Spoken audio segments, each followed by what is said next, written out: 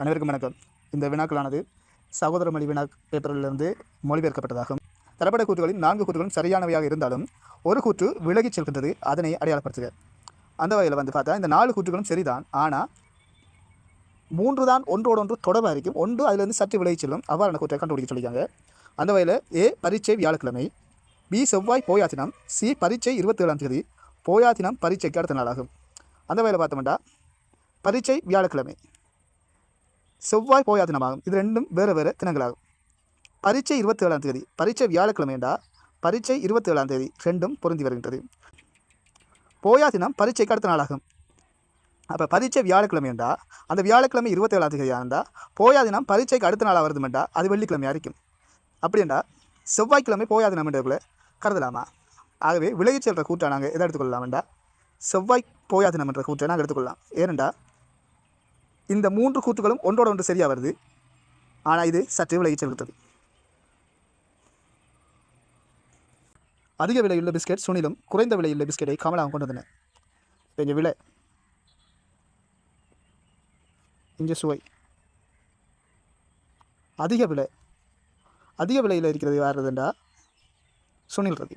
சுனில்ற அதிக விலை. சுனிலுக்கு அடுத்து கமலா. அதிக விலையில் பிஸ்கெட் சுனிலும் குறைந்த விலையில் பிஸ்கெட்டை கமலாவும். குறைந்த விலையில் கமலா இருக்காவும். சரி, சுனிலை விட கமலா குறைந்த விலையில் இருக்கா. நிமல் கொண்டு வந்த பிஸ்கெட் விலை குறைந்ததல்ல, புதிய சுவை கொண்டது. ஆனால் யாரையும் கம்பேர் பண்ணப்படலை. இந்த கூற்று யாரையும் கம்பேர் பண்ணப்படலை. அடுத்த பாப்போம். சுனில் கொண்டு வந்த பிஸ்கெட் நிமலின் பிஸ்கெட்டை விட சுவை அல்ல. சுனில் கொண்டு வந்த பிஸ்கெட் நிமலை விட ஆறுற சுவை இல்லையா, சுனில்ற சுவை இல்லையா, சுவையல்ல, ஆனால் விலை கூடியது. அப்போ என்ன, சுனில் தான் விலை கூடினால் அப்போ நிமல் சுனிலுக்கு கீழே தான். ரைட், இங்கே நிமல் சுனிலுக்கு கீழே தான். ஆனால் எங்கே வைக்கலாம்னு சொல்லப்படலை. கமலாவுடையா நிமல் கூடியா, நிமலை விட கமலா கூடியான்னு தெரியல. நிமல் கொண்டு வந்த பிஸ்கெட் என்ன, நிமல் கொண்டு வந்த பிஸ்கெட் கமலா கொண்டு வந்த பிஸ்கெட்டை விட விலையிலும் சுவையிலும் கூடியது. அப்போ என்னையா, நிமல் கொண்டு வந்த பிஸ்கெட் சுவையிலும் கமலாவை விட கூடியது. அப்போ இன்றையும் நிமல் கமலாவை விட கூடியது. நிமல் கொண்டு வந்த பிஸ்கெட் விலையிலும் கமலாவை விட கூடியது. அப்போ நிமல் தான் 2வது அறிப்பார் இங்கே.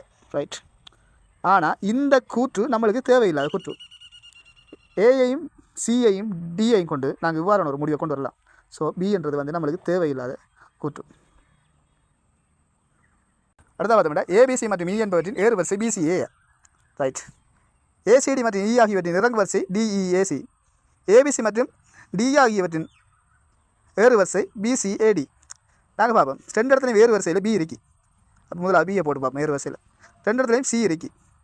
C okay. ஏறு வரிசையில் 2 இடத்துலையும் ஏ இருக்கி. ஏ ஓகே. இங்கே இ இருக்கி, இங்கே டி இருக்கி.